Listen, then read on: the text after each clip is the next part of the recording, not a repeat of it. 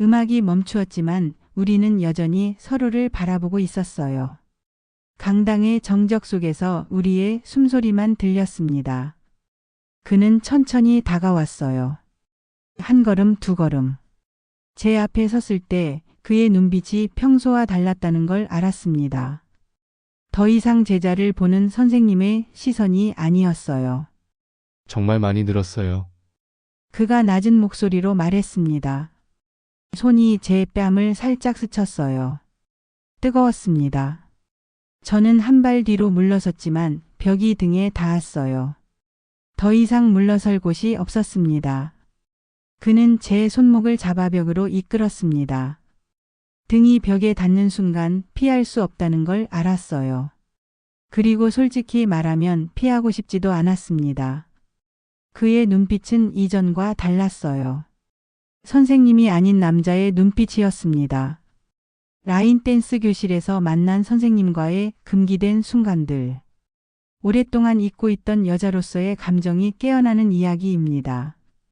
구독과 좋아요로 당신이 모르는 이야기를 계속 들려드립니다. 저는 60대 주부입니다.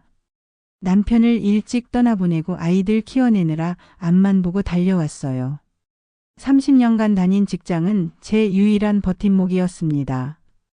매일 아침 7시에 일어나 출근 준비를 하고 저녁 늦게 들어와 가사일을 하는 일상이 너무도 당연했죠. 그런데 정년퇴임을 하고 나니 하루가 길게 늘어졌습니다. 아침에 눈을 뜨면 시계는 여전히 7시를 가리키는데 더 이상 어디로 갈 곳이 없었어요.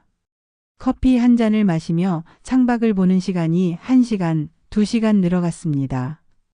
아이들은 모두 제 몫을 다하며 잘 살아주었어요.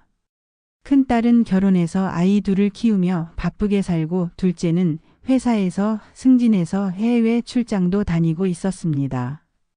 가끔 안부 전화는 오지만 저의 일상은 너무 조용했어요.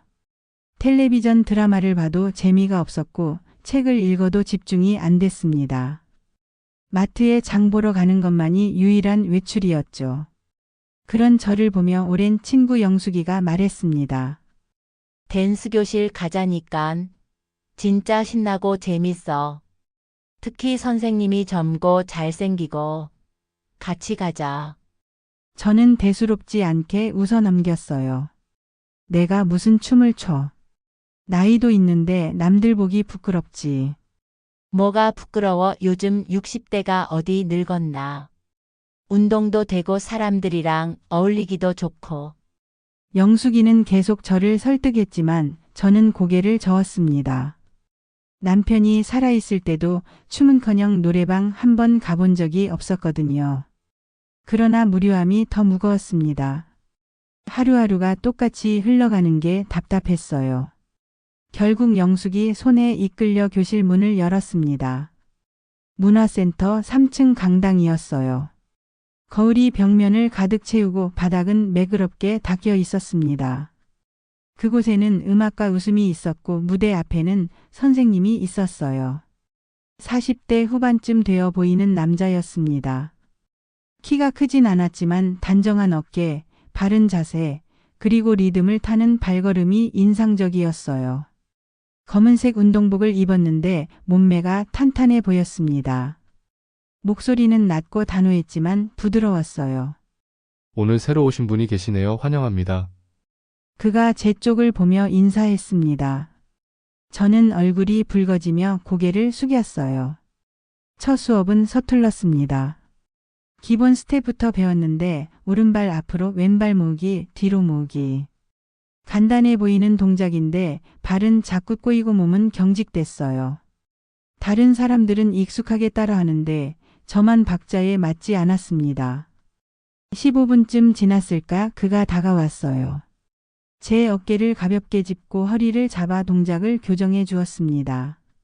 어깨에 힘 빼세요. 그리고 허리는 똑바로. 짧은 순간이었지만 오랫동안 누구에게도 잡히지 않았던 제 몸이 얼어붙는 듯 긴장했어요. 남편이 돌아가신 지 벌써 5년이 넘었거든요.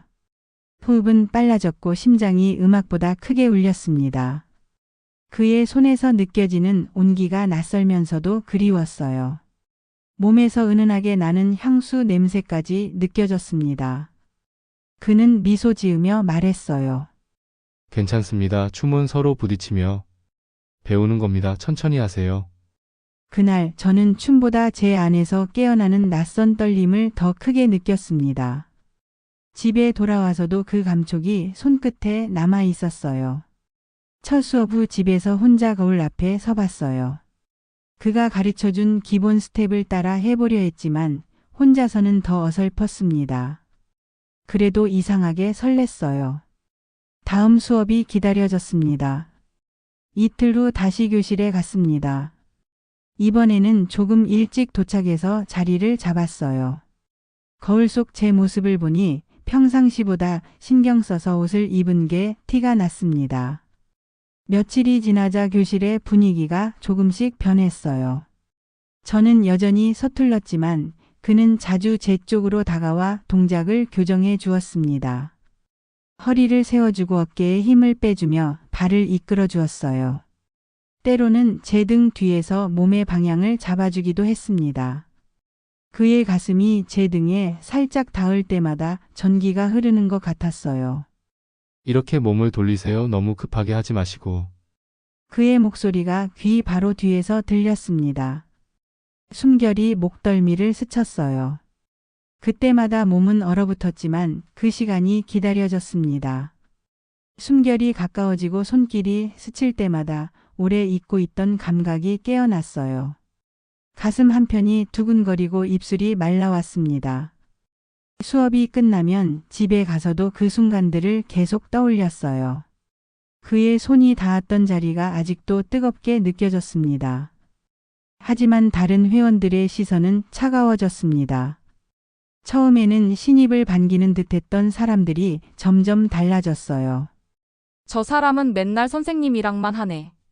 신입이라서 봐주는 거지 뭐 실력도 별로인데. 나도 처음엔 저렇게 못했는데 선생님이 저렇게 안 챙겨주셨거든. 뒤에서 들리는 말들이 제 마음을 흔들었어요.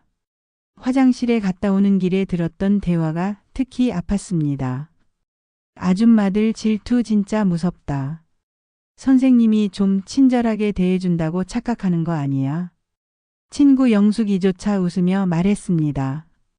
너 인기 많다. 선생님이 너만 챙기는 것 같아. 다른 언니들 시샘하는 거 몰라? 저는 손사래를 치며 대답했어요. 아니야, 내가 못하니까 그러는 거지. 무슨 다른 뜻이 있겠어. 그렇게 말했지만 마음속에서는 알 수 없는 파문이 퍼지고 있었습니다. 정말 못해서 그런 걸까요? 아니면 그 눈빛이 다른 이유로 머무는 걸까요? 거울에 비친 우리 모습을 볼 때면 뭔가 다른 게 있는 것 같았어요. 그의 시선이 저에게 머무는 시간이 다른 사람들보다 길다는 걸 느꼈습니다. 3주째 다니고 있을 때였어요. 수업이 끝날 무렵 선생님이 말했습니다. 다음 달 문화센터 축제에서 우리도 무대에 섭니다. 모두 함께 준비해 봅시다. 사람들이 술렁였어요. 벌써 몇 번 무대에 선 경험이 있는 회원들은 흥미로워했지만 시선은 곧 제게 향했습니다. 신입도 같이 하는 거예요. 아직 스텝도 못 맞추는데 무대에 서면 망신이죠. 처음 오신 분이 벌써 공연을 한다고요? 좀 무리 아닌가요? 저는 얼굴이 붉어졌어요. 정말 그랬습니다. 아직 기본 동작도 제대로 못했거든요. 혼자서 연습할 때는 그럭저럭 따라하는 것 같은데 다른 사람들과 함께하면 박자도 안 맞고 방향도 헷갈렸어요. 저는 빠져도 될 것 같아요. 아직 실력이. 그때 선생님이 단호하게 말했습니다. 함께 하시죠. 무대는 실력이 아니라 마음으로 서는 겁니다. 춤은 완벽함을 보여주는 게 아니라 즐기는 거예요. 선생님의 목소리에 반발은 가라앉았어요. 사람들이 완전히 납득한 건 아니었지만 더 이상 반대하지는 않았습니다. 한 달 정도 시간이 있으니까 충분히 준비할 수 있을 거예요.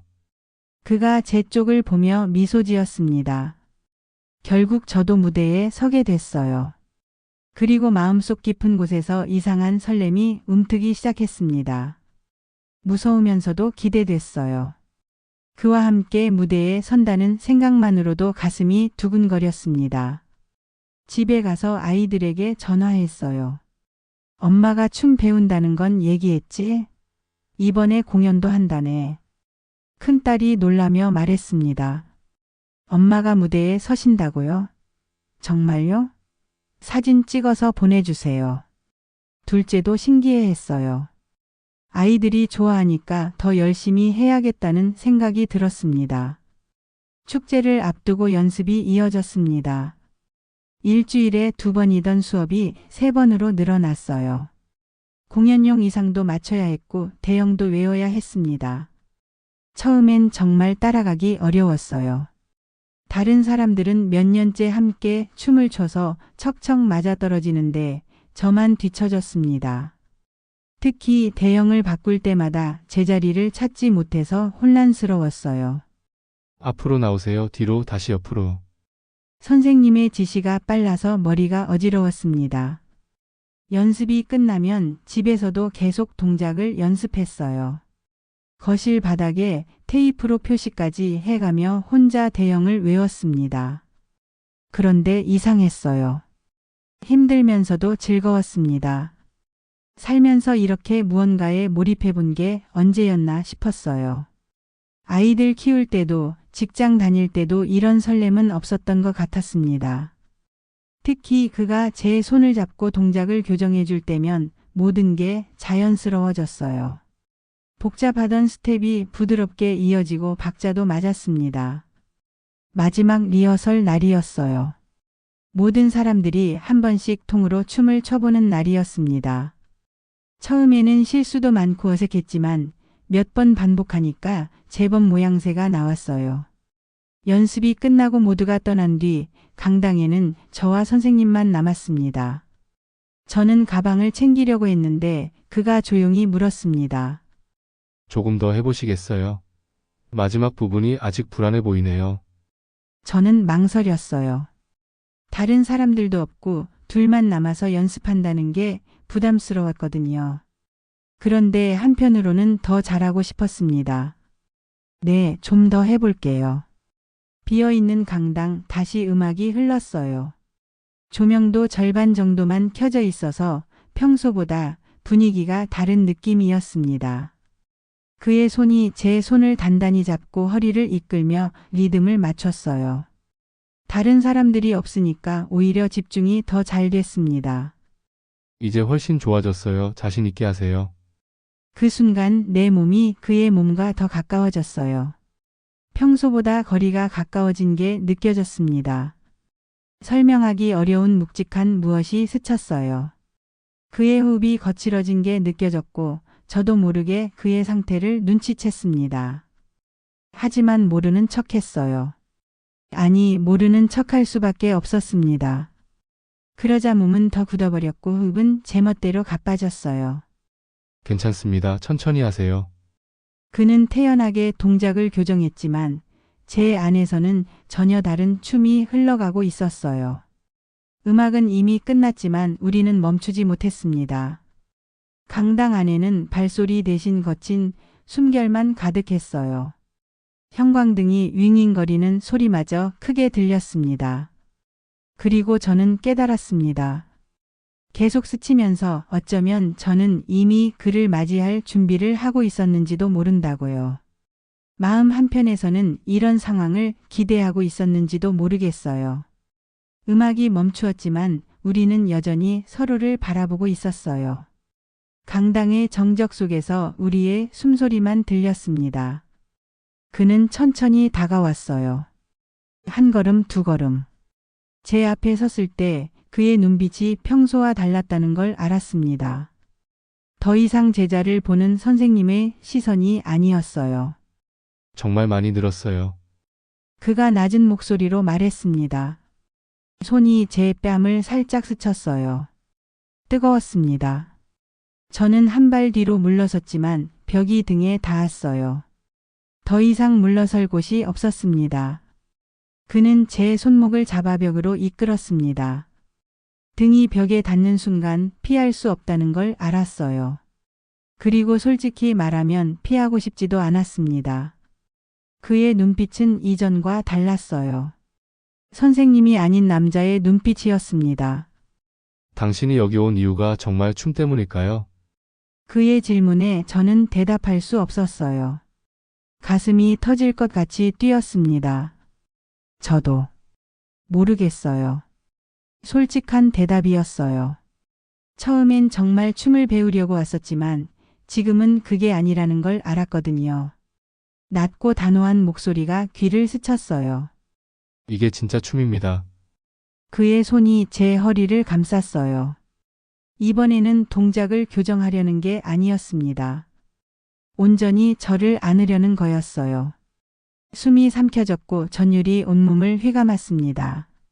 한동안 잊고 있던 감각이 한순간에 깨어났어요. 저는 스스로를 놓아버렸습니다. 억눌렀던 갈증이 한순간에 무너져 내렸어요. 그의 입술이 제 이마에 닿았어요. 뜨겁고 부드러웠습니다. 그리고 천천히 뺨으로 목으로 내려왔어요.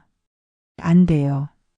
제 입에서 나온 말이었지만 몸은 정반대의 반응을 보이고 있었어요. 그를 밀어내기는커녕 더 가까이 끌어당기고 있었습니다. 정말 안 될까요? 그가 귓속말로 물었어요. 뜨거운 숨결이 목덜미를 간지럽혔습니다. 그 순간 우리는 제자와 선생이 아니었어요. 남자와 여자로서 잊고 있던 본능을 마주했습니다. 나이도 상황도 다른 사람들의 시선도 모두 잊어버렸어요. 강당의 거울들이 우리의 모습을 비추고 있었지만 저는 신경 쓰지 않았습니다. 오히려 그 거울 속에서 오랫동안 잃어버렸던 여자로서의 제 모습을 발견했어요. 그날 저는 춤을 배운 게 아니었어요. 내 몸을 맡기는 법을 배운 것이었습니다. 그리고 다시 살아있다는 걸 느꼈어요. 그 일이 있고 며칠 동안은 교실에 가기가 부끄러웠어요.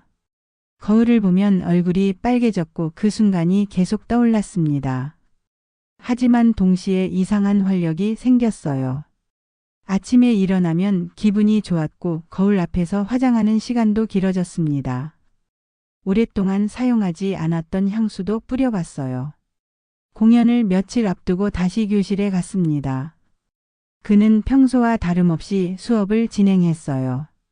하지만 제 쪽을 볼 때의 시선은 전과 달랐습니다. 뭔가 은밀한 비밀을 공유하고 있다는 느낌이었어요. 다른 사람들 앞에서는 여전히 선생님과 학생이었지만 우리만 아는 뭔가가 있었습니다. 손이 스칠 때마다 전류가 흘렀고 눈이 마주칠 때마다 그날 밤이 떠올랐어요. 내일이 공연인데 오늘은 가볍게 한 번만 해봅시다. 마지막 연습날 그가 말했습니다. 모든 동작이 자연스럽게 흘러갔어요. 이상하게도 그날 이후로 춤이 훨씬 부드러워졌습니다. 몸에 힘이 빠지고 리듬감도 좋아졌어요. 많이 늘었네요. 내일 무대에서 실수하지 마세요. 다른 회원 중 한 명이 말했습니다. 처음엔 저를 곱지 않게 보던 사람이었는데 지금은 인정해주는 눈치였어요. 공연 당일이 되었습니다. 축제의 무대에 올랐어요. 문화센터 대강당이 사람들로 가득 찼습니다. 수많은 시선과 조명이 쏟아졌지만 제 눈에는 오직 그만 보였어요. 음악이 시작되자 모든 긴장이 사라졌습니다. 그의 손이 허리에 닿는 순간 발걸음은 놀라울 만큼 가벼워졌어요. 호흡은 하나로 맞았고 무대 위에서도 우리는 둘만의 춤을 추고 있었습니다. 다른 사람들도 함께 춤추고 있었지만 저에게는 그만 보였어요. 중간에 솔로 부분이 있었는데 그가 제 손을 잡고 한 바퀴 돌려주는 동작이었어요. 그 순간 관객석에서 박수가 터져 나왔습니다. 음악이 끝나자 더 큰 박수가 쏟아졌어요. 그러나 제 귀에는 아무것도 들리지 않았습니다. 놓지 못한 손끝의 온기만이 또렷했어요. 무대에서 인사를 하며 고개를 숙일 때 관객석에서 큰딸과 사위가 손을 흔드는 게 보였어요. 깜짝 놀랐습니다. 미리 연락하지 않았는데 와 있었어요. 엄마 정말 멋있으셨어요. 무대 뒤에서 큰딸이 달려와 안아줬습니다.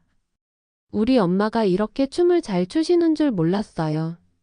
사위도 엄지손가락을 들어 보였어요. 그 순간이 정말 행복했습니다. 오랫동안 잃어버렸던 자신감이 돌아온 느낌이었어요. 사람들이 하나둘 떠나간 뒤 그가 다가와서 미소 지었습니다. 정말 수고 많으셨어요. 처음이라고는 믿어지지 않을 만큼 잘하셨습니다. 저는 속으로 조용히 중얼거렸어요. 춤은 발이 아니라 마음으로 추는 거군요.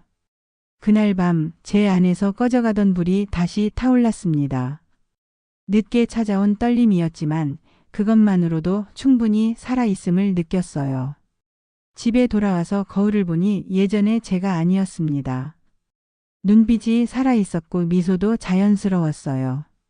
60대에 이런 감정을 느낄 줄 몰랐습니다. 그 이후로도 라인 댄스는 계속했어요. 하지만 그와의 그 순간은 다시 반복되지 않았습니다. 아니, 그럴 필요도 없었어요. 그 한 번의 경험만으로도 충분했거든요. 저는 다시 살아있는 여자가 된 기분이었어요. 나이가 들어도 이런 감정이 가능하다는 걸 알았습니다. 그리고 그것만으로도 감사했어요. 오늘의 이야기, 당신의 생각을 댓글로 남겨주시고 좋아요와 구독은 당신이 모르는 이야기를 계속 들려드립니다.